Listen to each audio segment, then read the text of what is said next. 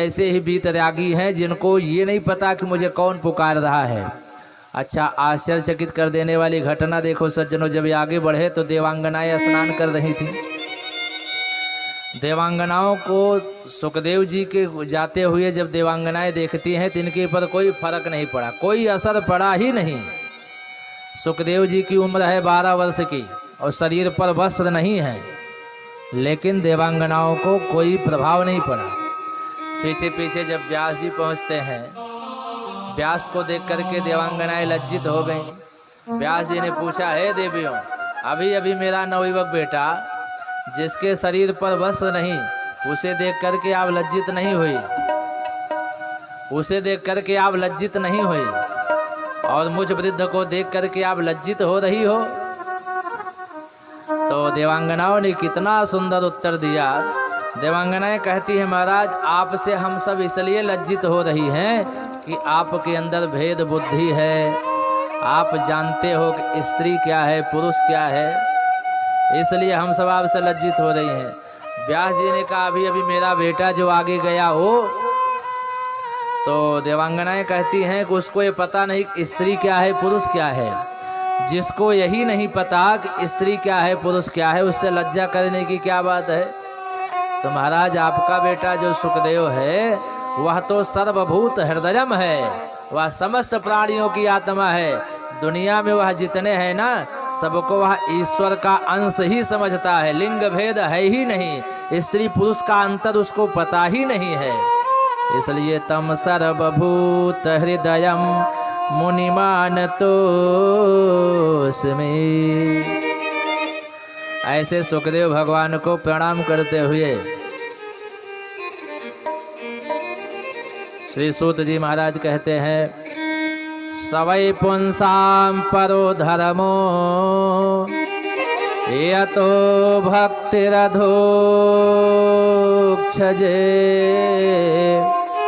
अहेतुक प्रतिहता ययात्मा संप्रसीदति।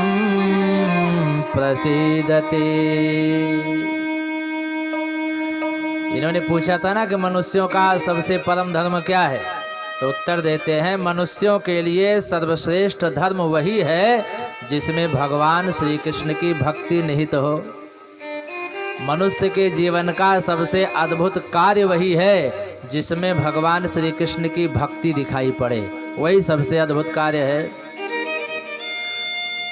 फिर कहते हैं भगवान का अवतार क्यों होता है, तो भगवान के अवतारों का वर्णन करते हुए कहते हैं कि धर्म की रक्षा करने के लिए भगवान का अवतार होता है।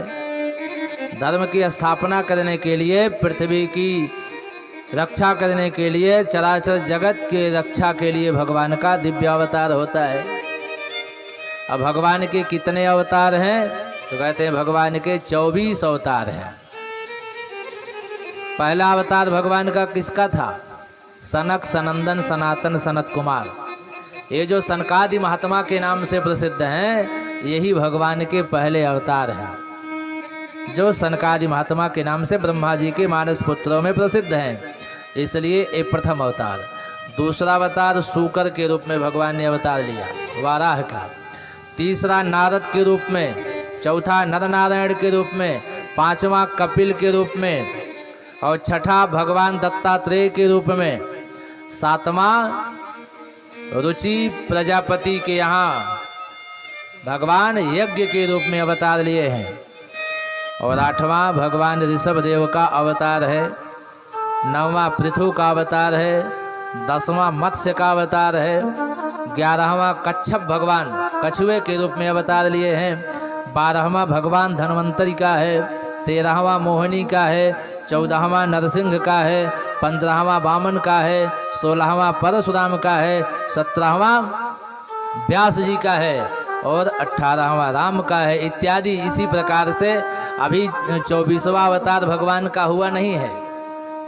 24वां अवतार भी भगवान का इसी कलयुग में होना बाकी है।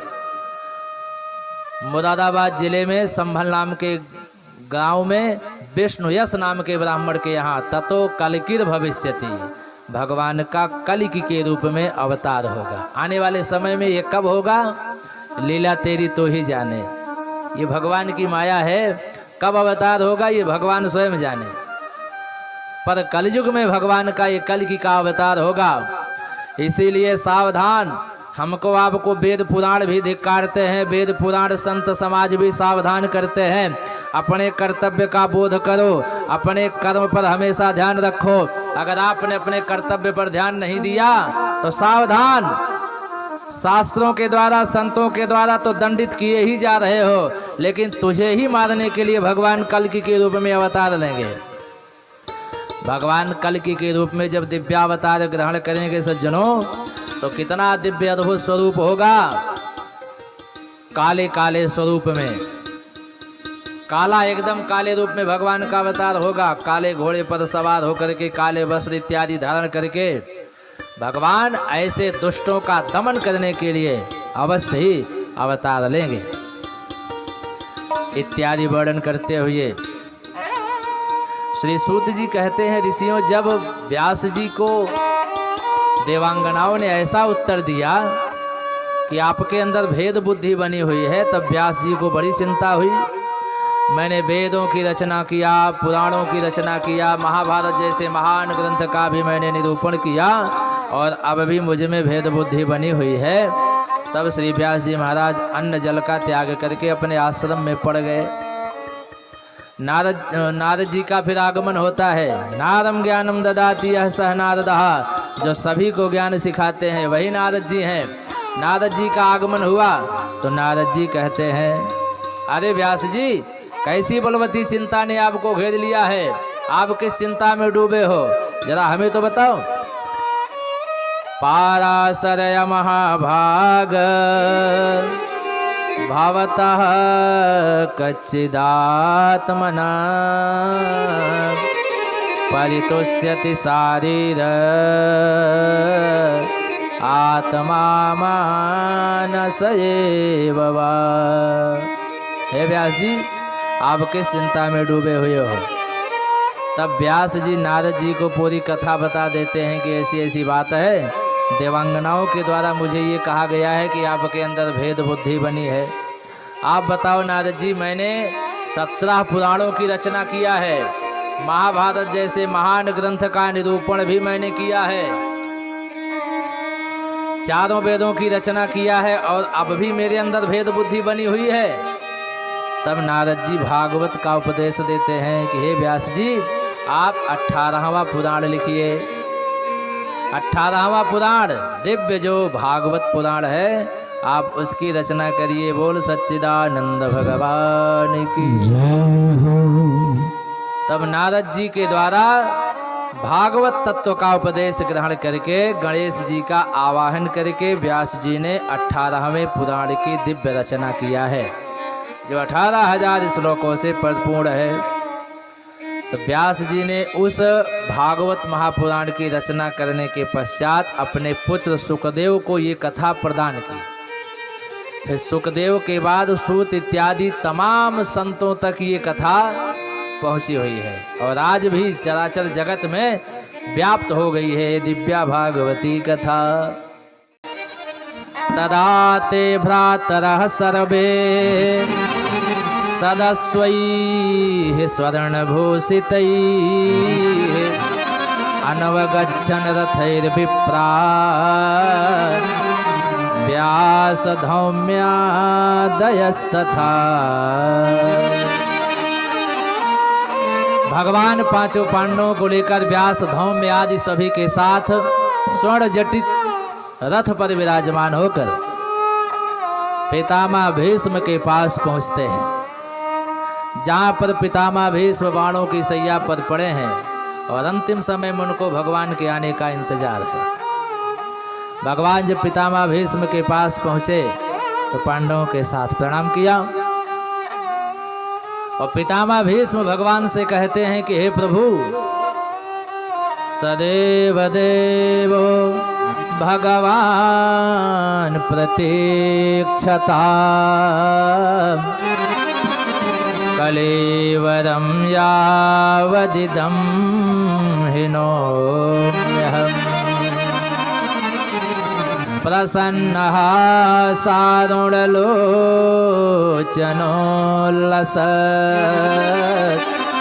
मुखाम्बुजो ध्यानपथश्चतुर्भुजः।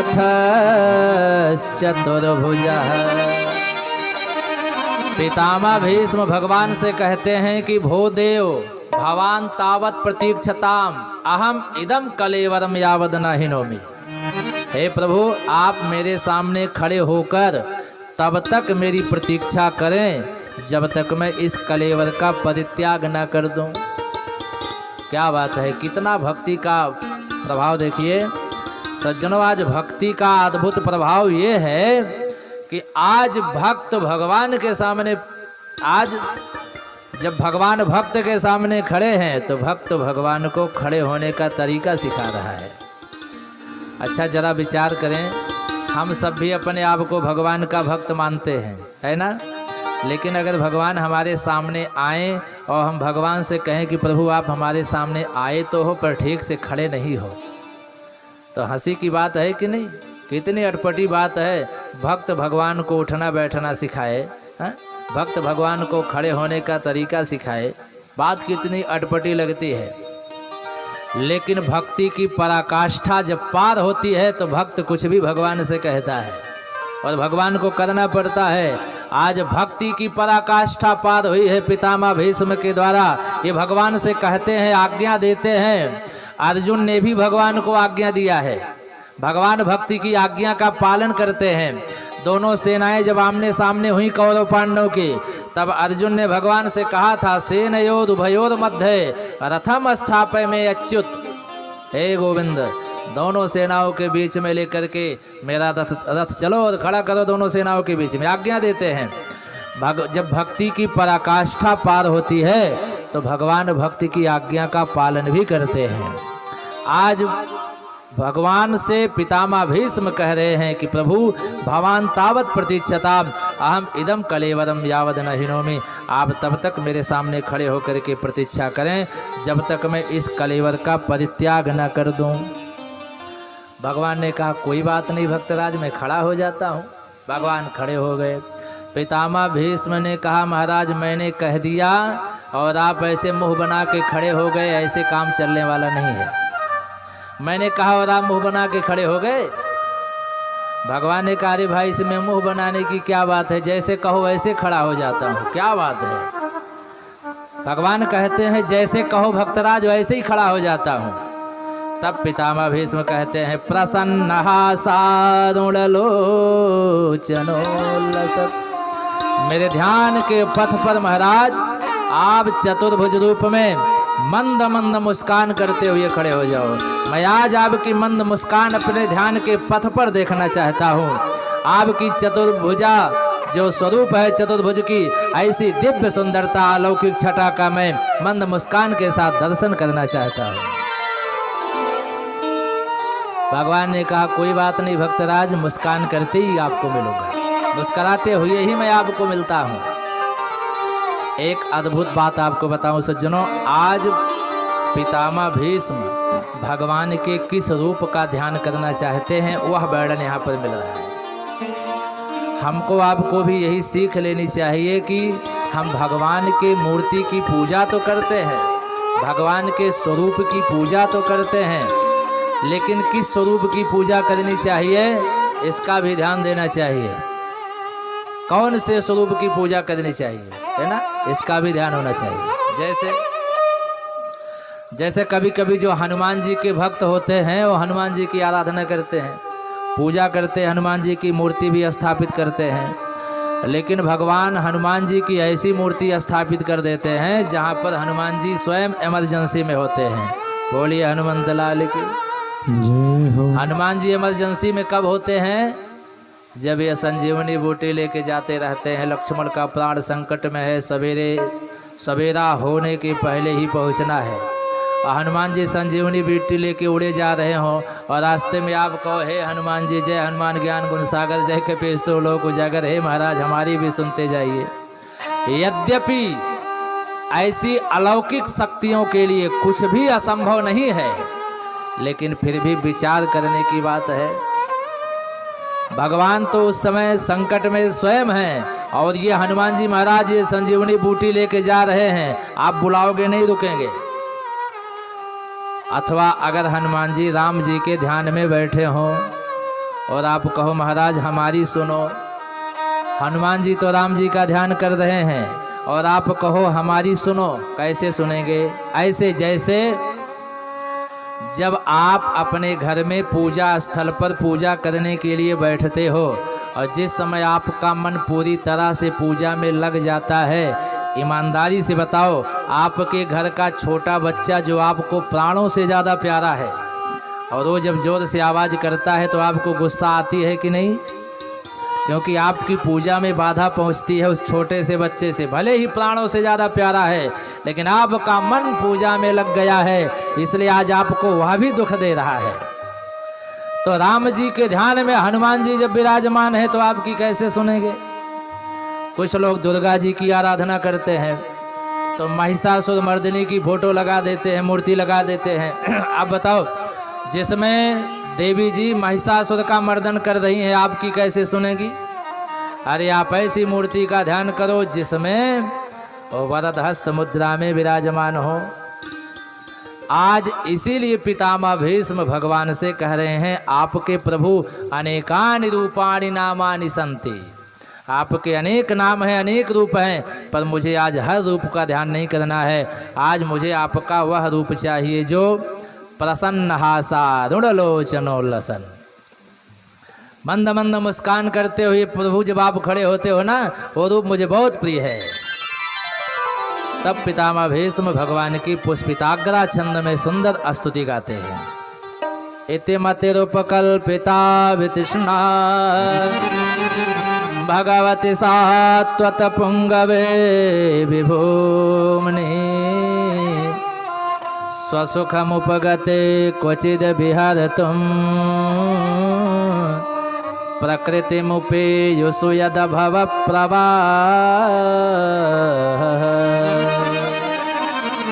हे परमात्मन, मैंने इस बुद्धि रूपी पुत्री को तमाम यज्ञानुष्ठानों से आपके लिए पवित्र करके रखी है और ये निवेदन करता हूँ कि इस मति रूपी पुत्री को अपने चरणों में स्थान दीजिए। मतलब जन्म जन्मांतर तक मेरी बुद्धि में आपका ही स्मरण बना रहे, मैं यही चाहता हूँ। भगवान का ध्यान करते हुए पितामह भीष्म भगवत प्राप्ति करते हैं। कुछ लोग कहते हैं कि अगर पितामह भीष्म के सामने अंतिम समय में भगवान दर्शन ना दिए होते तो इनको वैकुंठ ना मिलता। ऐसी बात नहीं है। पितामह भीष्म जैसे संत को अगर वैकुंठ नहीं मिलेगा तो किसे मिलेगा? क्या इस दुनिया में जो अत्याचारी, व्यभिचारी, दुराचारी, अनाचारी जो जेब कतरे टहल रहे हैं उनको मोक्ष होगा क्या? पितामह भीष्म जैसे संत बड़े ही अलौकिक, बड़े अद्भुत। कबीर दास जी का तो नाम आपने सुना ही होगा। महात्मा कबीर दास मरने का समय आया तो काशी को छोड़ करके मगहर जाने लगे। काशी के संतों ने कहा, महाराज अब कहाँ जा रहे हो? बोले मतलब? बोले अब आपका मरने का समय निकट है, वृद्धावस्था आ गई है, अब आप काशी में ही निवास करो। तो कबीरदास जी ने कहा, काशी में मरने से क्या होगा? बोले काशी में मरने से मुक्ति होती है। कबीरदास जी ने कहा, जब कबीरा काशी मरे तो राम ही कौन नहीं हो रहा। काशी तो ऐसे ही मुक्तिदायिनी नगरी है, यहाँ कबीर ही नहीं कोई भी देह त्याग करे उसका तो वैकुंठ होना ही होना है। अगर यह कबीर मगहर में देह त्याग करता है वहाँ उद्धार होता है, तब ये कबीर जानेगा कि राम की कृपा इस कबीर पर है। इतने भक्ति से, इतने विश्वास से कौन बोल सकता है? केवल भगवान का असली भक्त बोल सकता है। बस जो भगवान का असली भक्त होगा, जिसको अपनी भक्ति पर, भगवान की शक्ति पर पूरा भरोसा होता है, वही इतने विश्वास से बोलता है कि मैं कहीं भी रहूं और कहीं भी देह त्याग करूं, राम की कृपा तो होनी ही होनी है। और यही भाव जिस दिन हमारे आपके मन में आ जाए कि हम कहीं भी रहें, हम भगवान के ही होकर के रहेंगे और भगवान हमारे होकर के रहेंगे, उसी दिन भक्ति की शक्ति ऐसी अलौकिक रूप से दिखेगी कि ऐसा चमत्कार दिखेगा कि आप यकीन नहीं कर पाओगे। बोल वृंदावन बिहारी लाल की। जन्माद्यस्य यतोऽन्वयादितरतश्चार्थे स्वभिज्ञः स्वराट् तेने ब्रह्महृदाययादिकवये मोहयन्ति सूरयः तेजो वारिमृदां यथा विनिमयो यत्र त्रिसर्गो मृषा धाम्ना स्वेन सदा निरस्तकुहकः सत्यं परं धीमहि सत्यं परं धीमहि।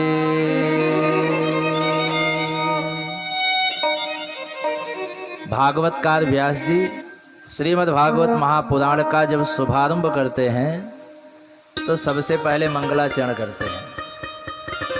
जैसे हम दुनिया वाले जब कुछ नया कार्य प्रारंभ करते हैं तो अपने इष्ट की वंदना करते हैं, है ना।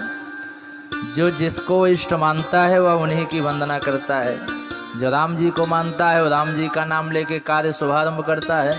जो हनुमान जी को मानते हैं वो हनुमान जी का नाम लेके काम शुरू करते हैं। यानी हम संसार के लोग जिसको अपना इष्ट मानते हैं उन्हीं का नाम लेकर के हम कुछ नया काम प्रारंभ करते हैं।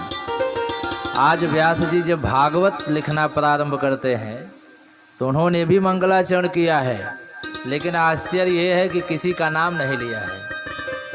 ये आश्चर्य है। ऐसे उस बंधन में, ऐसे मंगलाचरण में व्यास जी ने किसी का नाम लिया ही नहीं।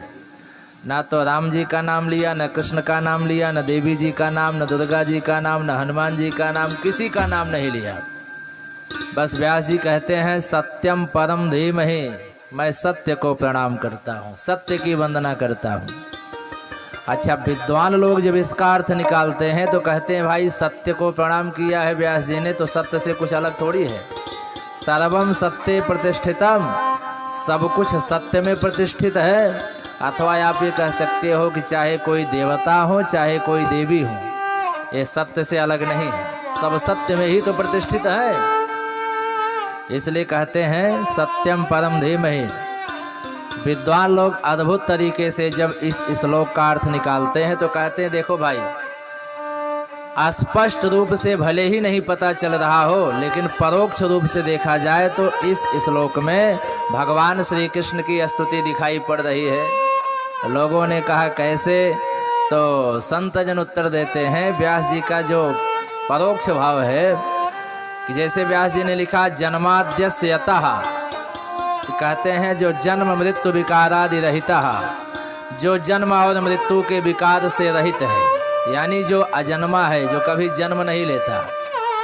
तो ऐसे तो भगवान कन्हैया भी है जो अजन्मा है, और अगर ये जन्म लेते हैं तो भक्तों के हित के लिए, पृथ्वी का भार हल्का करने के लिए और अपने भक्तों के लिए अवतार लेके आ जाते हैं। बाकी ये भी अजन्मा है, इसलिए कहते हैं जन्माद्यस्य यतः अन्वयः इतरतः। और आश्चर्य ये है कि जन्म तो लिए कंस के कारागार में, अवतार लिए कंस के कारागार में, लेकिन सद्यः इतरतः अन्यत्र चले गए। कोई जान नहीं पाया, कोई समझ नहीं पाया। और भगवान जिसको जनाए हैं वही जाना है, सोई जानई जहि देई जनाई। भगवान ने जिसको जिसको ये जनाया है कि मैं आया हूँ वही जान पाया है। किस लिए चले गए, कहते हैं अर्थेषु कंस वंचनादिक प्रयोगेषु। कंस के छल प्रपंच से बचने के लिए भगवान तुरंत ही मथुरा से गोकुल चले जाते हैं। कंस के छल प्रपंच से बचने के लिए भगवान मथुरा से गोकुल जाते हैं। अभिज्ञः स्वराट स्वयं गोपेषु राजते इति स्वराट, गोपों में जाकर के ये सर्वश्रेष्ठ हुए, इसलिए कहते हैं स्वराट। तेने ब्रह्म हृदयादि कवये मोहयन्ति यत सूरयः, इन्हीं ब्रह्म की माया से बड़े बड़े सूरवीर भी मोहित होते हैं। यहाँ तक कि दाऊ भैया भी इनकी माया से मोहित हो गए। ब्रह्मा जी ने जब ग्वाल बाल बछड़ों को चुराया, 1 वर्ष बीत गया। बलराम भैया नहीं जान पाए कि ये सब असली है कि नकली है। ये जो ग्वाल बाल हमारे साथ खेल रहे हैं, ये जो बछड़े चल रहे हैं, ये सब हमारे असली ग्वाल बाल बछड़े हैं कि ये सब भगवान कृष्ण बने हुए हैं। 1 वर्ष के बाद दाऊ भैया को पता चला कि असली को तो ब्रह्मा जी चुरा ले गए, ये सब कन्हैया ही बना है। इसलिए कहते हैं मोहयंती यत सूरयः, अर्थात वीरयः अपि मोहयंती। बड़े बड़े वीर भी मोहित हो जाते हैं भगवान की माया से। तेजो वारि मृदाम यथा विनिमयः यत्र त्रिसर्गो मृषा। उन्हीं ब्रह्म की माया से जल में थल और थल में जल का भ्रम होता है। अच्छा देखो, हम दुनिया वाले कभी कभी गजब भ्रमित होते हैं। रात में जा रहे हैं, अचानक रस्सी पड़ी है, हम सर्प समझ बैठते हैं, यही तो हमारा भ्रम है। अब बहुत ध्यान से देखते हैं तो पता चलता है कि नहीं नहीं, ये रस्सी है, सर्प नहीं है। न रज्जौ यथा हेरः भ्रमः। आप सागर के किनारे खड़े हो जाइए, समुद्र के किनारे अथाह जलराशि आपके सामने दिखाई पड़ती है, और जहाँ तक आपकी नज़रों का सामर्थ्य रहता है वहाँ तक ये पता चलता है कि सब जल ही जल भरा हुआ है। जब आँखों का सामर्थ्य समाप्त हो जाता है तब ये पता चलता है कि आगे जल नहीं है, आगे अब थल है। यद्यपि वहाँ भी जल ही होता है, लेकिन हमको भ्रम होता है कि अब आगे जल नहीं है। जैसे गर्मियों के दिन में जब आप सड़क पर चलते हो, जब तेज धूप होती है तो ऐसा लगता है कि सड़क पर पानी भरा है, लेकिन जब आप वहाँ पहुँचते हो तो क्या पानी होता है? नहीं होता ना, वो हमारा भ्रम होता है। तो रज्जौ यथा हेरः भ्रमः, अथवा जल में थल और थल में जल का जो भ्रम कराए वही ब्रह्मांड नायक है परमपिता परमात्मा, जिसके बड़े अद्भुत 3 सर्ग हैं, श्रीधाम वृंदावन, श्रीधाम मथुरा और श्रीधाम द्वारका। ये भगवान के 3 बड़े अद्भुत सर्ग हुए इस धरा पर आने के बाद। बड़े बड़े सूर वीरों को भी जो अपनी माया से मोहित कर देने वाले हैं, ऐसे सत्यम परम धीमहि, ऐसे सत्य स्वरूप परमात्मा को हम सभी प्रणाम करते हैं।